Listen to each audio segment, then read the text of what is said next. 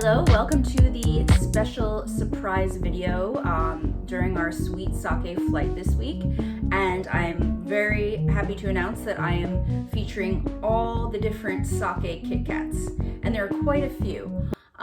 They originally came out in 2016, and unfortunately I do not have that original product. I don't think they're making it anymore, but we have 6 other super cool, unusual ones. Some were only, just released last year. I'm really excited to taste through these with you. I'm also representing another cool trend in Japan called Kigurumi. So the Kigurumi is an animal style cosplay pajama. It's super cozy and soft. This one has a nice hood, and the character is from Pokemon. I am not a Pokemon player, I never got into it, but this guy's called the Snorlax.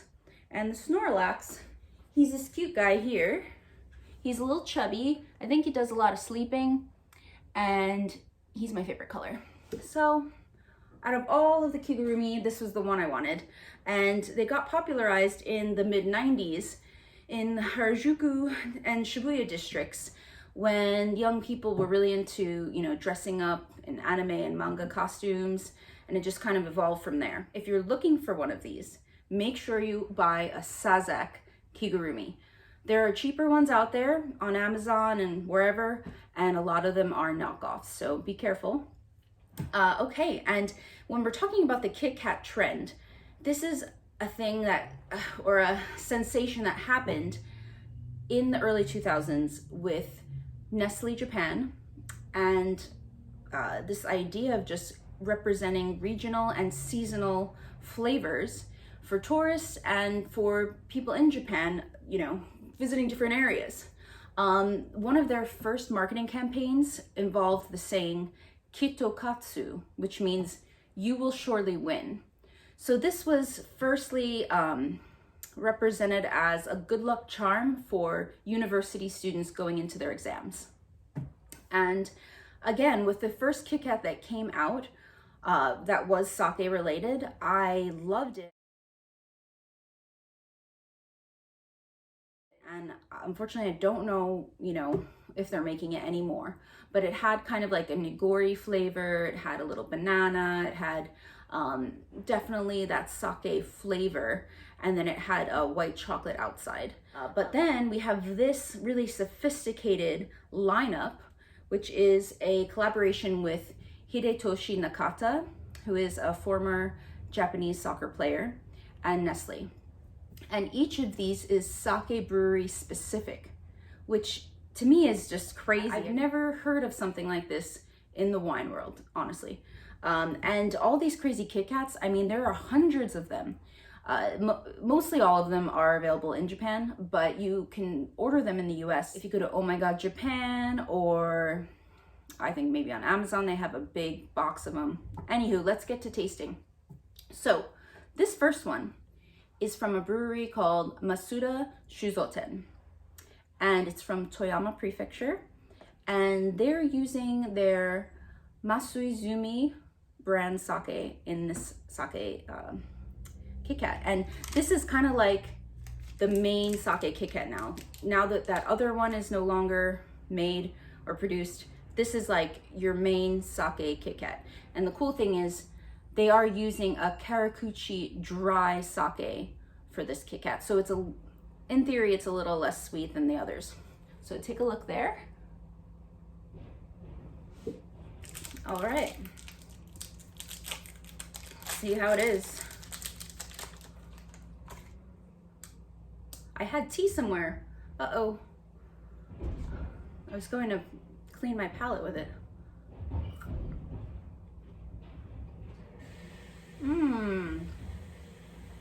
So right away when you open the package, you smell sake. You smell just like when you're in a brewery and you get that waft of fermenting rice and sugar and alcohol. So this is really pleasing. I would say it seems pretty sweet, but there is something about the alcohol that's kind of like, intense. It's crunchy. They do say that they put the sake powder inside the wafers. and then the outside is white chocolate.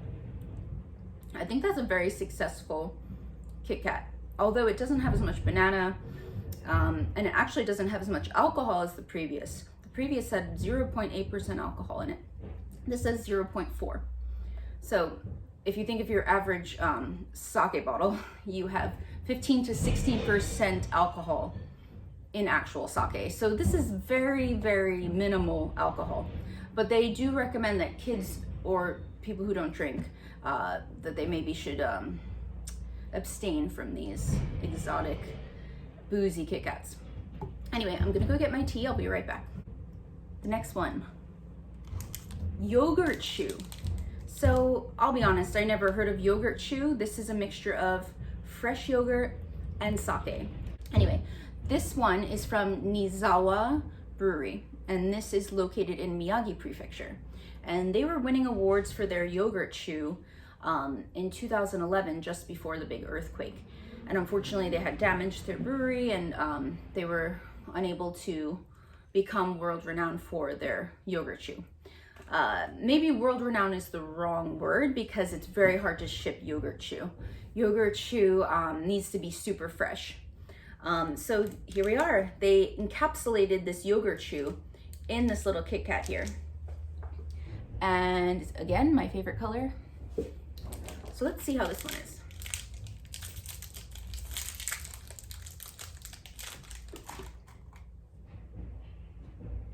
Ooh, it almost smells kind of like cheese, like a fresh mozzarella or something. Let's see.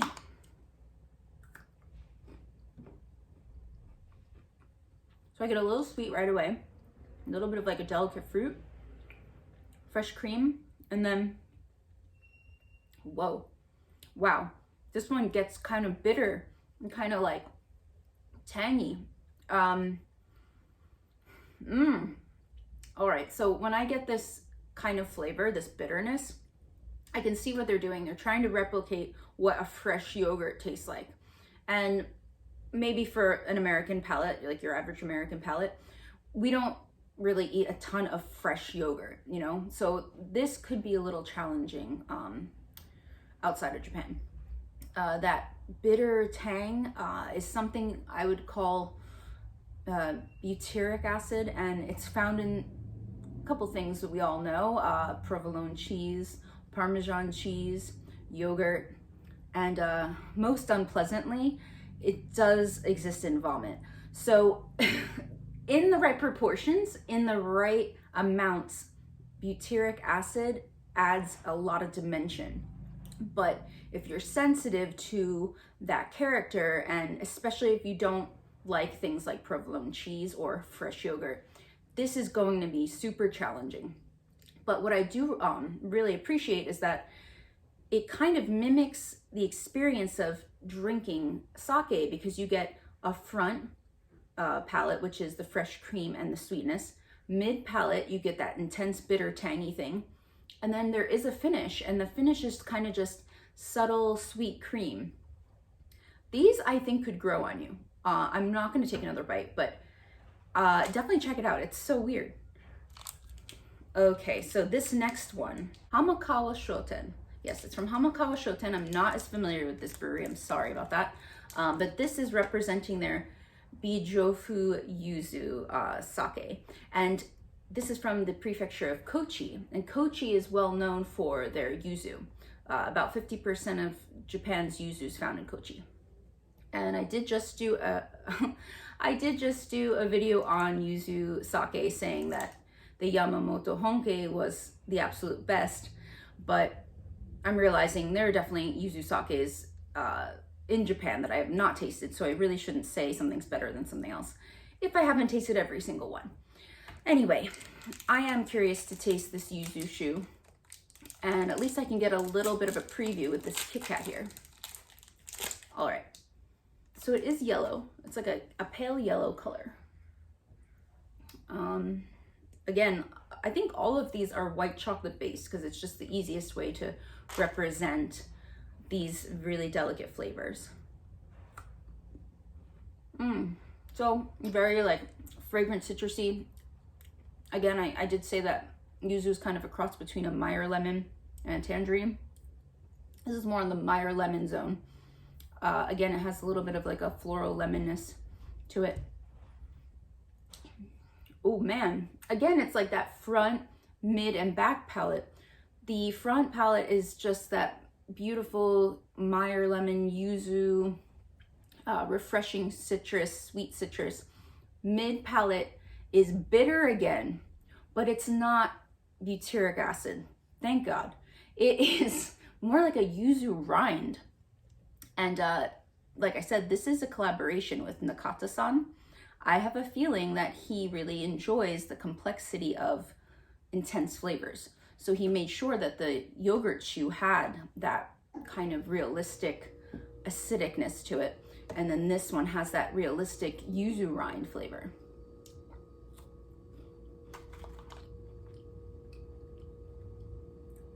Wow. All right, you have to be a lemon lover. If you don't like lemon, don't even bother with this one. Okay, next is umeshu. Oh. So umeshu is plum sake. And this one is in collaboration with one of my favorite Wakayama breweries called Heywashuzo. Let's see. They do a famous brand called Kid. If you guys are into sake, you probably know it. All right. Oh, this reminds me of childhood. It smells like red gummies and like artificial, the little artificial red drink in the little jug. Those are kind of like late 90s. You might be too young for that, but it's got this very nice like candy like juicy smell to it. Oh man, this is like eating Swedish fish, but chocolate. It's so fragrant, and it kind of has like a floral thing going on a little bit, but at the end you're like, oh yeah, this is plum. The umeshu-ness of it comes at the end. By far this is my favorite, but I would say that this is the most easygoing and appealing because it's easier to wrap your head around. All right, so those are the 4 brewery specific KitKats that are available out there. And we have a couple more. Let's do this one first. So this one was made for hanami, or cherry blossom viewing season. That is a traditional hobby of the Japanese in springtime. They have many sakura trees, and you can enjoy picnics under the trees, and it's only a very short period that they're in bloom. So this represents enjoying hanami, and it is a sakurasake KitKat. So okay, there are a lot of sakura flavored things in Japan. I love cherry blossoms, it's my thing. But I don't like the flavor of cherry blossom confectionery. So let's see. It is a light pink color. Oh boy. Right, okay, so I haven't smelled this kind of thing in a while. It's kind of like when you're little and you go to your grandma's makeup kit and you pull out the powder with the big brush. Wow, powdery, whoo, like maybe powdery soap. Again, this is supposed to smell floral, and I'm not into floral candies. I don't like violet candy. I don't like rose flavored things either. So take this with a grain of salt.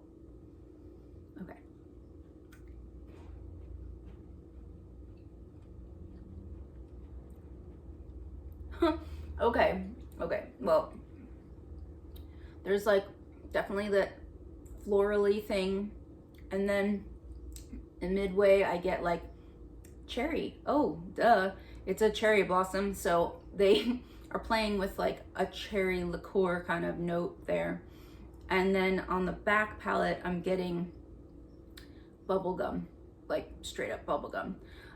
This has the least amount of alcohol out of all of these KitKats so far. This has 0.07% alcohol, so less than 0.1%. So I don't really taste sake here at all. I'm tasting all Sakura.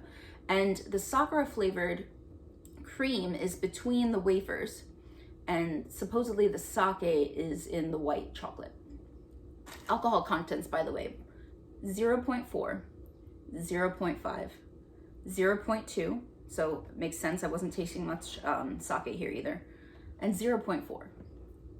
All right, last sake KitKat, and then I have one more, which is not sake related.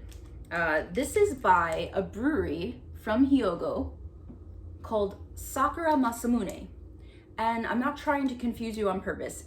This is not Sakura flavored. This is the name of the brewery. So it is called sakuramasamune.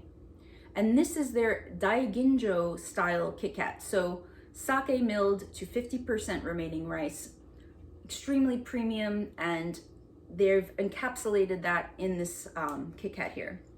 And this one had the least amount of information on it, but I think it's so cute that there's a Sakura sake KitKat for cherry blossom season, and then there's a Sakuramasamune brewery Daiginjo.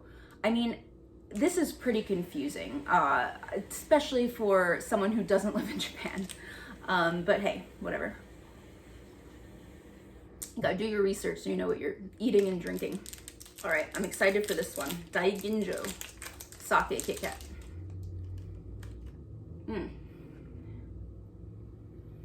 Okay, I don't smell much at all. I get like a hint of vanilla, that's it.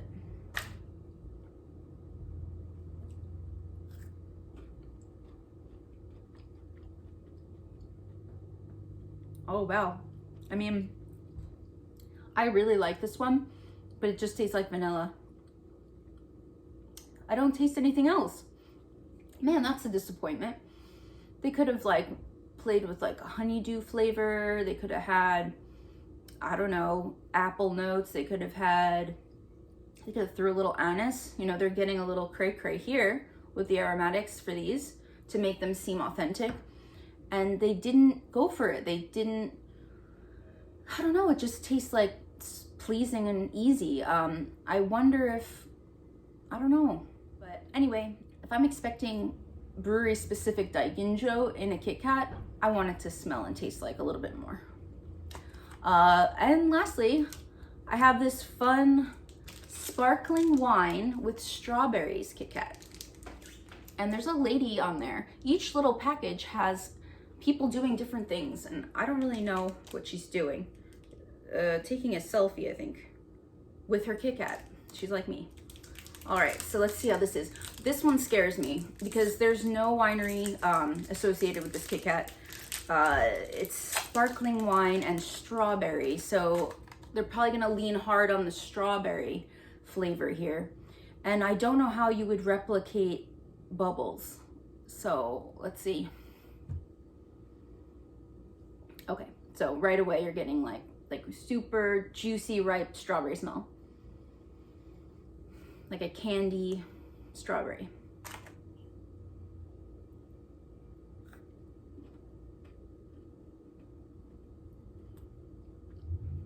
Oh, I don't know about this one.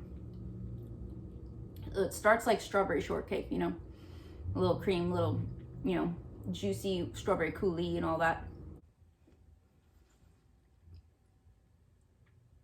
Then it gets to the point where they're trying to replicate that sparkling wine flavor. And it's just kind of like, I don't know, it reminds me of, first off, it reminded me of TCA, which I know they weren't going for. That's cork taint. It kind of just tastes like what you would maybe encounter if you had actually ate strawberry shortcake with a super dry sparkling, and that kind of like I don't even know how to explain that flavor, but like the mixture of sweet and a dry beverage, which is never a good thing. I would skip this one. I would just get a strawberry based KitKat instead. All right, so I hope that this ignited your interest in sake KitKats and KitKats in general, you won't believe how many cool Japanese KitKats are out there. So me and Snorlax here, we say adieu, and I'll see you in a more serious fashion next week for Spanish Reds. Bye.